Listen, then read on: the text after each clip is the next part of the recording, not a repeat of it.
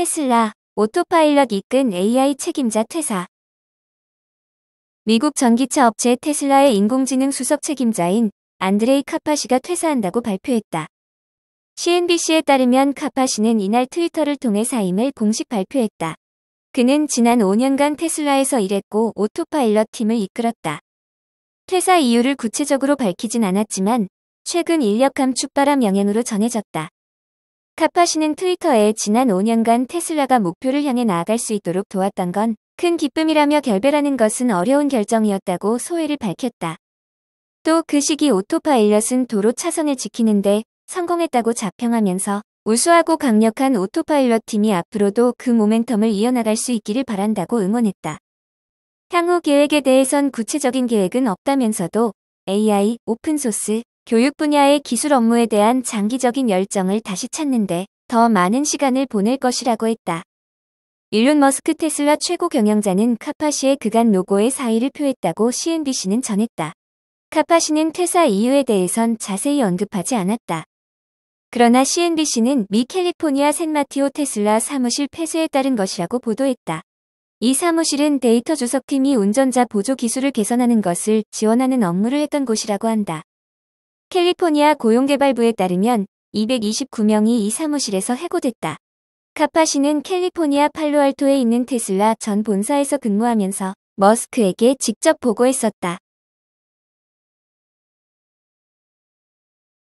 중국 아이폰 14 판매 전작 추월 전망, 애플 중국 프리미엄 시장 거의 장악. 아이폰 14의 중국 잠재 수요가 아이폰 13을 넘어서고 있다는 분석이 나왔다.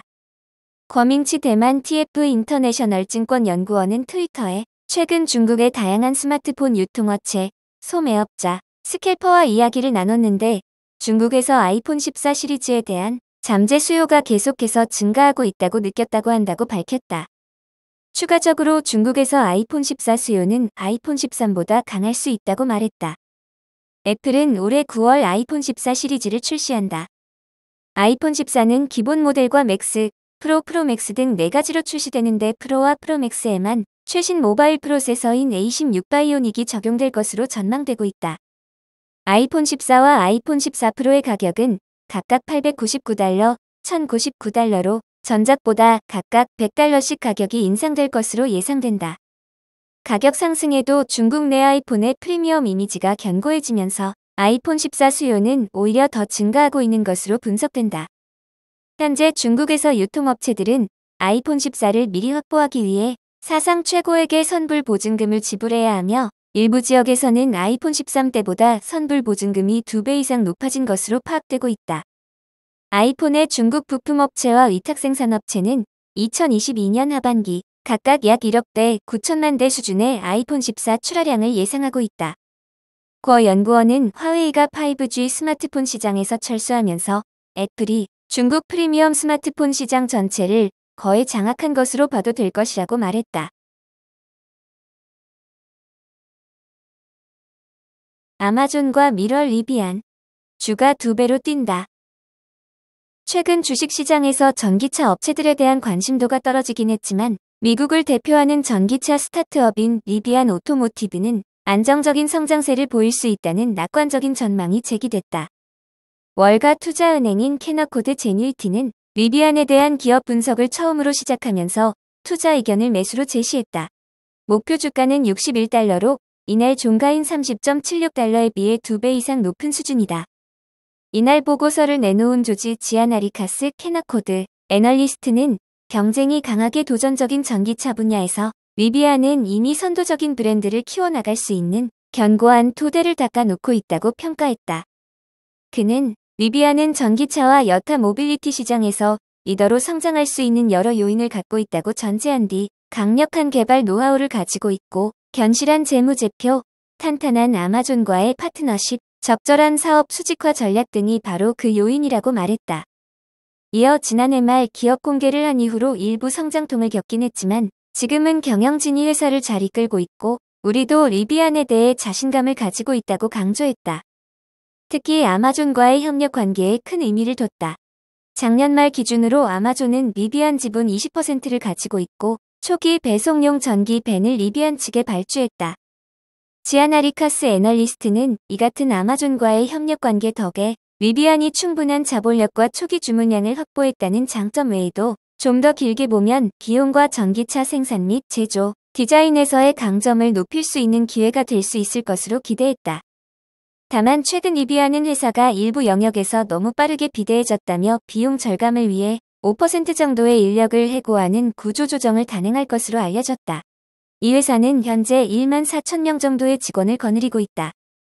캐너코드는 미국 최대 전기차 업체인 테슬라에 대해서도 목표 주가 $801의 투자 의견 매수를 유치하고 있다.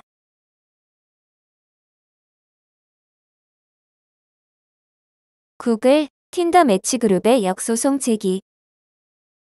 구글이 인앱 결제 강제를 이유로 반독점 소송을 제기한 틴더 매치그룹을 역제소했다. 블룸버그, 엔가제 등 외신은 구글이 매치그룹을 상대로 플레이스토어 퇴출 등을 요구하며 소송을 제기했다고 보도했다. 매치그룹은 지난 5월 구글이 앱 시장 지배적 지위를 남용해 자사 결제 시스템을 강요하는 방식으로 반독점법을 위반했다며 소송을 제기했다. 두 회사는 공방 끝에 임시 합의에 성공했다. 합의에 따라 매치그룹은 플레이스토어에 남을 수 있게 됐으며 자체 결제 시스템도 사용할 수 있게 됐다. 그 대신 매치는 구글 결제 시스템도 대안으로 제공하기로 했다. 하지만 구글모에서 알파벳은 매치그룹이 구글에 15에서 30% 수수료를 비롯한 비용을 전혀 지불하지 않는다고 주장했다. 알파벳은 소장에서 매치그룹은 합의한 인플레에도 늘어난 소비, 아마존, 할인 행사서 역대급 판매 실적. 세계 최대 전자상거래 업체 아마존이 이틀간의 할인 행사 아마존 프라임데이에서 역대 가장 높은 판매 실적을 냈다. 아마존은 멤버십 서비스인 프라임 회원들이 지난 12에서 13일 프라임데이 행사에서 전 세계적으로 3억 개가 넘는 물건을 구매하면서 역대 최대 행사가 됐다고 밝혔다. 이는 지난해 같은 행사에서 약 2억 5천만 개가 팔렸던 것에서 크게 늘어난 수치다. 아마존은 올해 이 행사에서 전 세계 프라임 회원들이 분당 10만 개가 넘는 제품을 샀다면서 미국에서 가장 많이 팔린 품목은 소비자 가전제품, 가정용품, 아마존 브랜드 기기였다고 밝혔다. 구체적인 매출액은 공개하지 않았다. CNBC는 프라임데이 판매 현황을 추적하는 정보 사이트 뉴머레이터를 인용해 가파른 물가 상승으로 소비자의 주머니가 빠듯한 가운데 올해 쇼핑객은 사치품보다는 필수품을 찾은 것으로 보인다고 전했다. 일례로 과자 묶음 상품이 가장 많이 팔린 품목 명단에 오르기도 했다. 또 뉴머레이터의 데이터에 따르면 전체 주문의 약 58%가 $20 미만의 물품이었다. 그러나 이런 물가 상승도 프라임데이나 다른 할인 행사에 대한 소비자의 열정을 둔화시키지는 않는 것으로 보인다고 CNBC는 지적했다. 온라인 마케팅 서비스 어도비 애널리틱스에 따르면 올해 프라임데이 행사 기간 미국의 전체 온라인 쇼핑몰 판매액은 $119억 넘어서며 지난해 같은 기간 온라인 쇼핑몰 판매액보다 8.5% 증가했다.